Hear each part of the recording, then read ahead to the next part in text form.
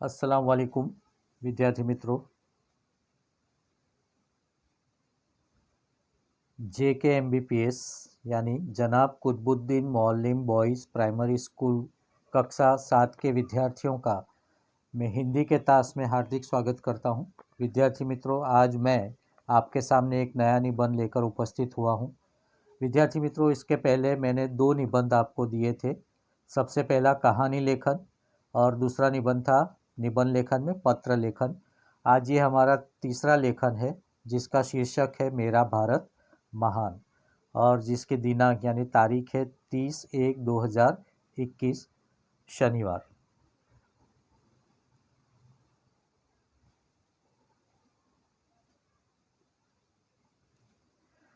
विद्यार्थी मित्रों, आपने निबंध जब पहला निबंध लिखा था तब मैंने आपको बोला था कि नोट के पहले पन्ने में अनुक्रम मणिका बनानी है। उसमें आपने पहले 2 निबंध के क्रम और विषय लिखे होंगे। अब क्रम में आप तीसरे क्रम पे 3 नंबर लिखोगे और विषय मेरा भारत महान और दिनांक 30/1/2021 शनिवार।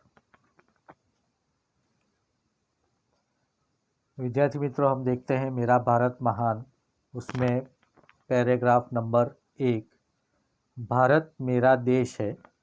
यह एशिया महाद्वीप के दक्षिण भाग में स्थित है। महाराजा दुष्यंत व शकुंतला के वीर और प्रतापी पुत्र भरत के नाम पर हमारे देश का नाम भारत पड़ा।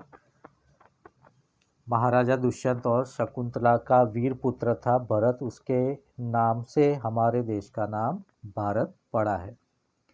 विद्यार्थी मित्रों, इसे हिंदुस्तान भी कहते हैं।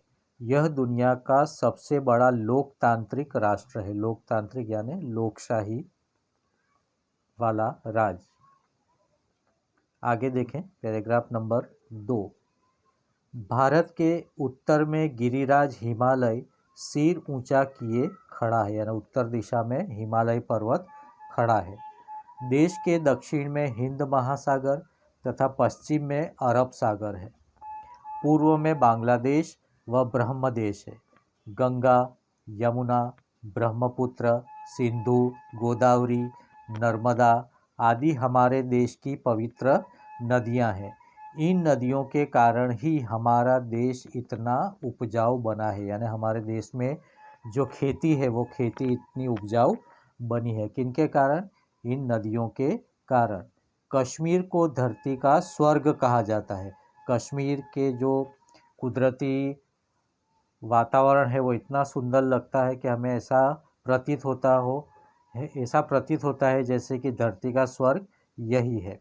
इसकी प्राकृतिक शोभा बहुत ही रमणीय है, यानी देखने लायक है।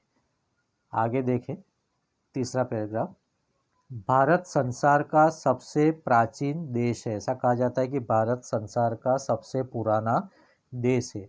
यह सुसंस्कृत और सभ्य बनने वाला दुनिया का सर्वप्रथम देश है। यहाँ की संस्कृति बहुत प्राचीन और कैसी है? समृद्ध है। यहाँ विभिन्न जातियों एवं संप्रदायों के लोग मिलजुल कर रहते हैं, है ना विद्यार्थी मित्रों।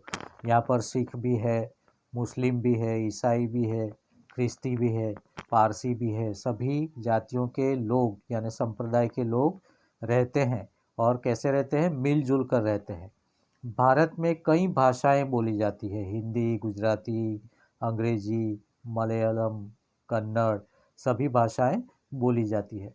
भारत शिक्षा, कला, व्यापार, संस्कृति आदि सभी क्षेत्रों में सदैव आगे रहा है, यानी वो हमेशा इन सारे क्षेत्रों में आगे रहता है। आगे देखें नया पैराग्राफ, मेरा देश राम, कृष्ण, महावीर, बुद्ध, अशोक, शिवाजी, राणा प्रताप, महात्मा गांधी आदि महापुरुषों की जन्मभूमि है। ये सारे महापुरुष ने कहाँ जन्म लिया? हमारी भारत देश की भूमि पर। नया पैराग्राफ, हमारे देश में लंबे समय तक अंग्रेजों का शासन रहा। आपको पता ही होगा कि गांधी जी ने हमारे देश को आज़ाद किया, उससे पहले हमारे देश पे किसका राज था? अंग्रेजों का राज था। इसके कारण यह देश पिछड़ गया था। 1947 में आज़ाद होने के बाद यह लगातार आगे बढ़ रहा है। अब तो भारत एक परमाणु संपन्न राष्ट्र बन गया है। भारत का भविष्य बहुत उज्जवल है। मेरा भारत मुझे प्राणों से भी प्यारा है। जय भारत, वंदे मातरम। तो विद्यार्थी मित्रों, ये था हमारा निबंध मेरा भारत। इस वीडियो को आप बड़े ध्यान से देखना और इसकी पीडीएफ में आपको भेजूंगा वर्कशीट, उसमें से देखकर आपको यह निबंध आपकी निबंध की कॉपी में लिखना है। यह वीडियो आपको अच्छा लगा हो तो इसे लाइक करना न भूलें और हमारी चैनल को सब्सक्राइब करना न भूलें। Thank you.